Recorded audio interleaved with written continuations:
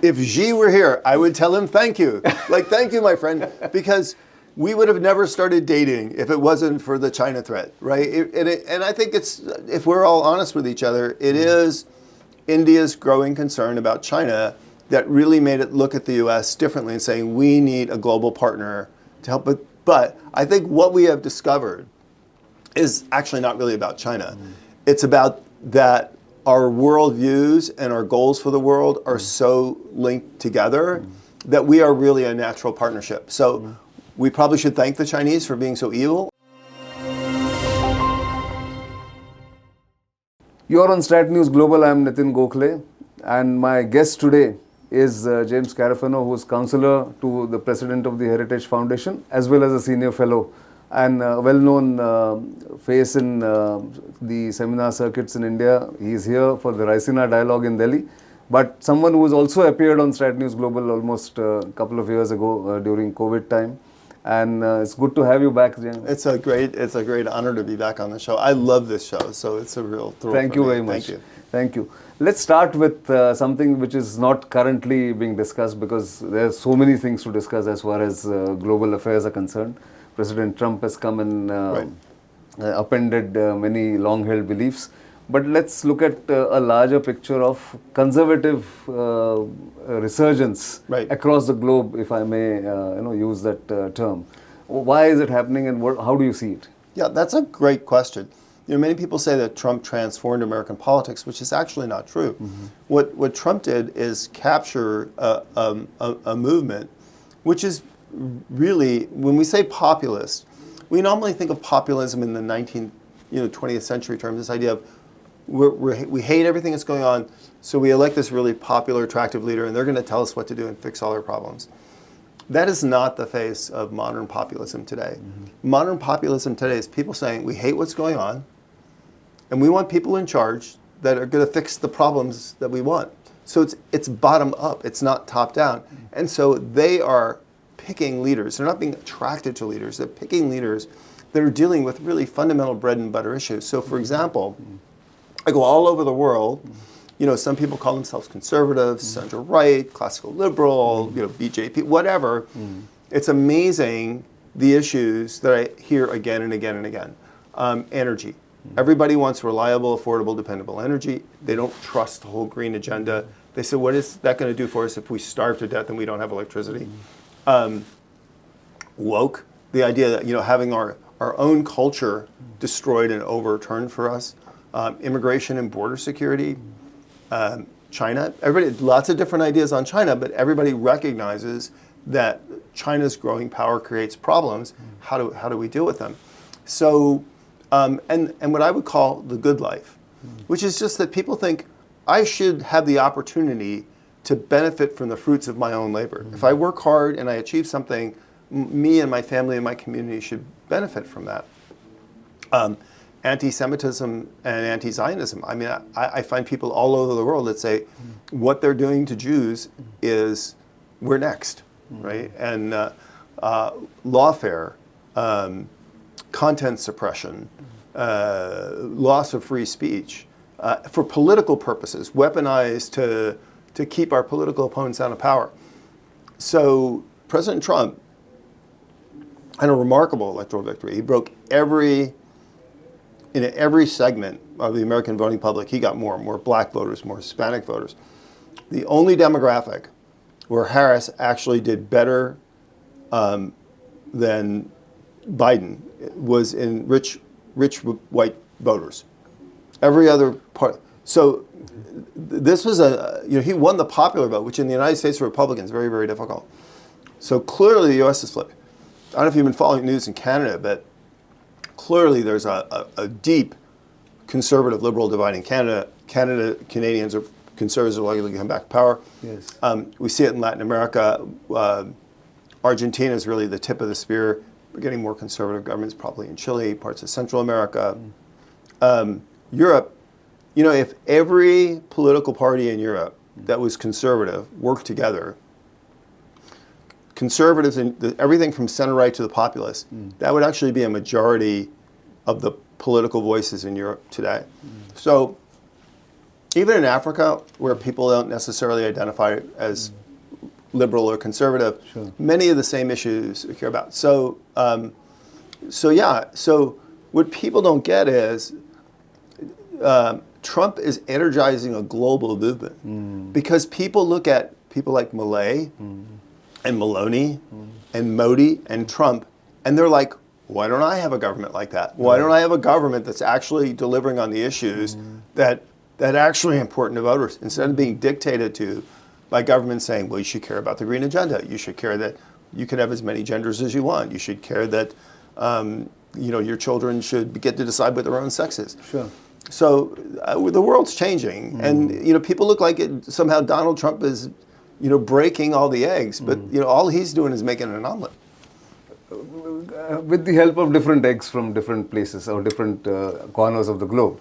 But that also brings me to the fact that populism or populist governments are not necessarily governments that are actually spending unnecessarily, recklessly. They're doing things for the people, for the benefit of the people.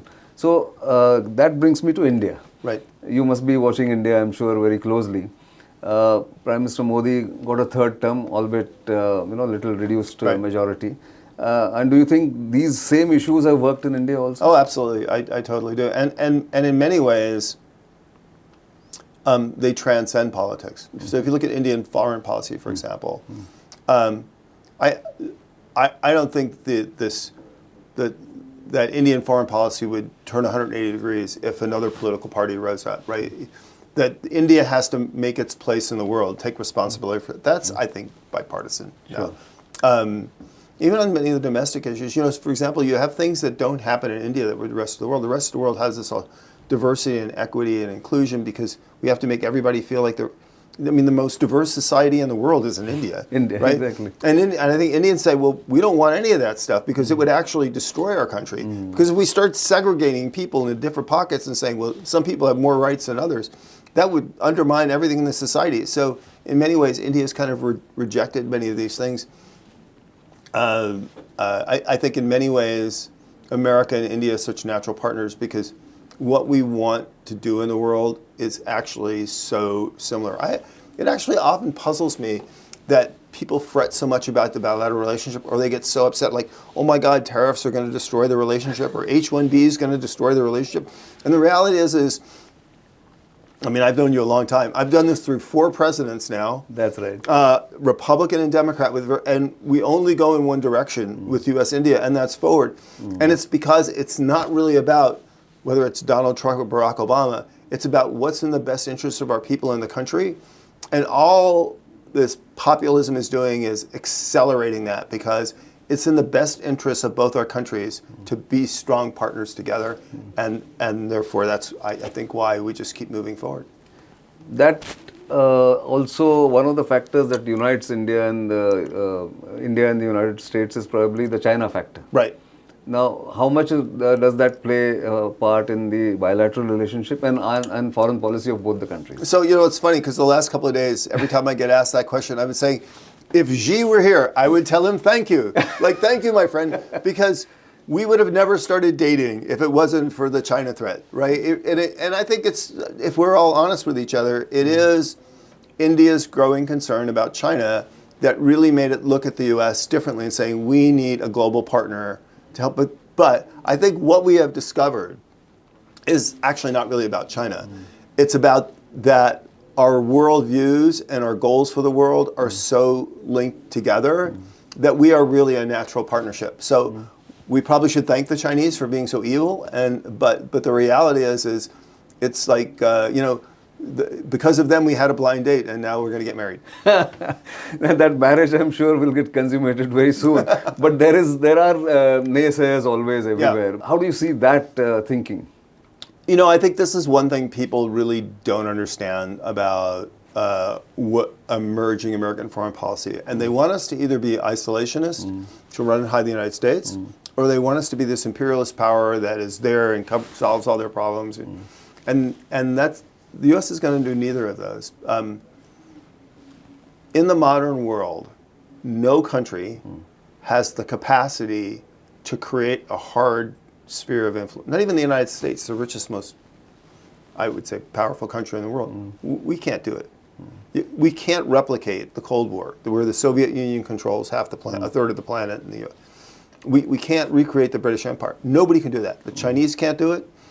Certainly the Russians and the Iranians. Nobody can do this. So we are not living in a world where you're being forced to choose sides, or being forced to have an overlord, or asking to have an overlord. That's just not happening. And so what we're really going to have, and this is why I think Trump is perfect for this, because in the end, Trump is motivated by what is in America's best interests. We have vital interest in the Indo-Pacific and in the Middle East and in Europe. We're not going to pivot anywhere. We're important, all three are important. We don't have the capacity to dominate in any one of those places. So we can only be strong through partnerships. And when people say, well, Trump doesn't seem like a really partnery guy because he's mean and he wants, because he only has 4 years. Because, you know, in our system, you only get two terms as president. Exactly. And it doesn't matter if they're conjoined or not, you only get 2 terms. And he has, he has a very, and 2 really important things to get done. One is, we can't be strong everywhere all the time. So our allies have to pick up their game. And this is true in Europe, and it's true in the Middle East, and it's true in the Indo-Pacific. And the other thing is, we need growth. America needs growth and jobs. All our friends and allies need growth and jobs. We need to create real jobs that create real value and give people real money in their pocket. And the system has failed us, whether it's the WTO or whatever. And he's going to, or you know, green energy, which says nobody can have reliable, affordable. He's going to break that, and because and he's going to drive real growth, not just for the United States, but for our friends and allies. Well, I actually think that this tariff thing with U.S. and India is going to be transformative. India is going to make the hard decisions that open up its economy and make it super competitive. So, and he's impatient. So why does he do that way? Because he doesn't have the patience to sit around and listen to people blah blah and say, well, why do we have to change? You know, why can't we just do things the old way? Why do you have to ask us to make hard decisions? He just doesn't have patience for that. He's a deal breaker in that. I mean, he's a mold breaker. Right. Really see, and multipolarity seems to be the way forward. The way you're saying it. So is that the way you look at it, or there's some other? Yeah, way? I don't like. First of all, I hate the term because I hate political scientists, and I think these are just stupid terms that people invent, like a bipolar world or a unipolar.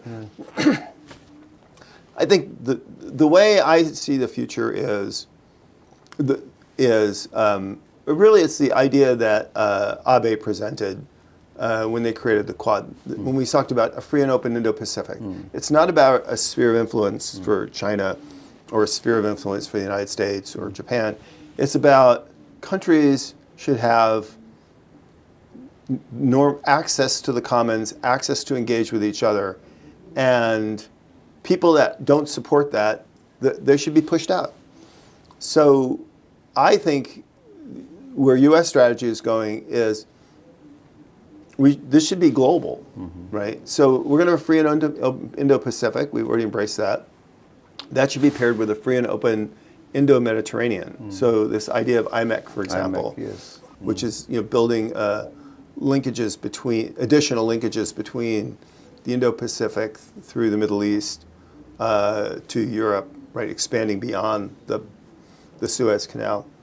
It's one of the first things Trump embraced. He said, "This is Italy to India. This is really, really important." Then there's this 3 Seas corridor, which unites Northern and Southern Europe, which we really need. The middle corridor connecting to the Caucasus and Central Asia. A lot of that connectivity is going to link us more to Africa and create new opportunities for West Africa and East Africa and North Africa. I think that's that. And what it does is for people that want to build their own world, whether you're the Chinese or the Russians or the Iranian, it takes space away from them to do that.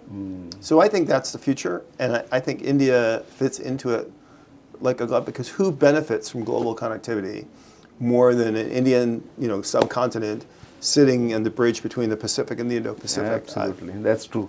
Let's shift focus a little bit and look at what's happening with the United States and Russia. Right. President Trump and President Putin had a long conversation. Where do you see that one going? Does he have a aim to wean Russia away from China, or is that too simplistic? Well, we constantly hear that. We've heard it from Republicans and Democrats. Everybody says that, but in the end, it never happens. It never happens is because there's no logic for Russia or China to do that. Look, and we always say, well, Trump will cut a deal with the Chinese, right? And then we'll all get left. That's not, or the Russians, or the Iranians. I think what's most likely to happen is, if we're honest, is both the Russians and the Ukrainians are at the point of strategic exhaustion. Neither one of them can win, and just fighting it's just an endless war of attrition. Trump recognizes that, and he knows the obvious answer, which is always the obvious answer, is you stop fighting where you are. Yeah. So I think we'll get a small deal that'll be in a ceasefire, which will be extended. I think we'll have a free and independent Ukraine, and then I think we'll go from there. Okay, that's where it is. And then final question on where do you think the Europeans are going, because they are worried that Trump is abandoning them. Yeah. Well, and people ask me, like, why does India care? And I said, well, there's a good reason why India cares, because if the transatlantic community collapses, that opens up enormous opportunities for China. And the last thing India wants is to be isolated in the world. So they'd actually like the transatlantic community to be successful, which is why we increasingly see more Indians engaged in Europe. I think it's going to be fine. I'll tell you what's going to happen.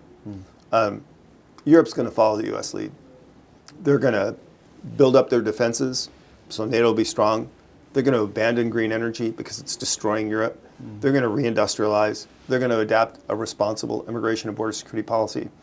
They're going to stop trying to keep populists out of power because that's increasing. If they're coming, they're coming. They can't stop. Right. So in the end, Europe's going to look an awful lot like America. Oh, that's good for the world? Yeah, it's good for Europeans. It's good for Americans. It's really good for Indians. Absolutely. So, final question. You've been coming to India for such a long time. Don't make me sound old. No, not old. Yeah, a veteran of veteran observer. Thank you. So, where do you see India today? In the sense, there is a lot of pessimism in some sections of the analysts, also in some sections of the population, that we are not really doing the right thing. We are just pretending to be a power that is rising.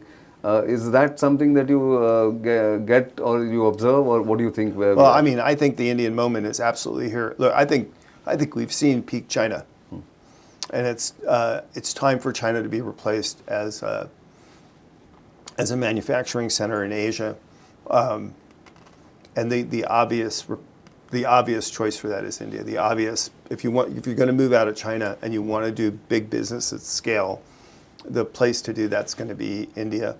I think when we say linking these free and open spaces, they're largely linked by water.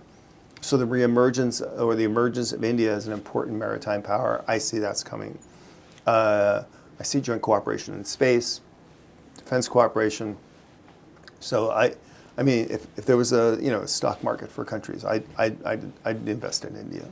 That's good to know, and that's a good point to end our conversation. Always good to be talking to you, and always insightful. Thanks for being here, Jim, and we hope to see you frequently in India and give us the confidence boost that you always give. Thanks for being here. Thank you for having me. Keep watching StratNews Global, and you will, of course, get such interesting conversations on our YouTube channel. Keep subscribing if you haven't subscribed, and of course, send your feedback, which is always important for us. For the time being, it's goodbye.